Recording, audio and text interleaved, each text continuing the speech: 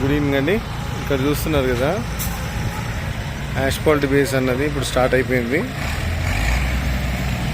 So ఇక్కడ ground వచ్చేసి టాల్కోట్ అనేది ఆల్రెడీ ప్రైమ్ సర్వీస్ అయిపోయింది. సో ఇక్కడ చూస్తున్నారు కదా, ఇది వచ్చేసి మనకి హైడ్రాలిక్ డబుల్ డ్రమ్తో ఫస్ట్ 2 ఇంచ్ బేస్ అన్నట్టు ఇది. సో ఇక్కడ చూడండి పేపర్తో. సో 1 by 1 వేస్తూ వస్తున్నాను. సో నెక్స్ట్ వచ్చేసి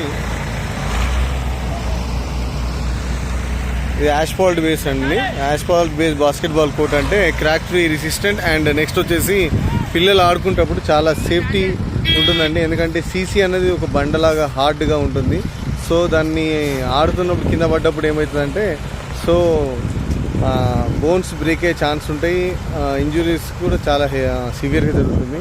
సో ఇలా యాస్ఫాల్ట్ బేస్ ఏంటంటే పిల్లలు ఆడుతున్నప్పుడు నెట్టుకున్న కానీ కింద పడ్డ కానీ సో ఒక 30 to 40% సేఫ్ అండి. బోన్స్ బ్రేక్ అన్నది జరగదు. రెండవది వచ్చేసి ఏంటంటే సేఫ్టీ మెజర్ ఎక్కువ ఉంటుంది అండ్ కుషన్ ఇందులో ఉంటుంది. ఇంకోటి ఏంటి, కోర్ట్ స్పెషాలిటీ ఏంటంటే నీ ప్రాబ్లమ్స్ రావండి పిల్లలకి ఆఫ్టర్ 35 years 40 years తర్వాత కూడా. So that is the safety of this base అన్నట్టు. సో ఇక్కడ స్కూల్లో ఇది వచ్చేసి మన volleyball court, tennis court and basketball court అండి.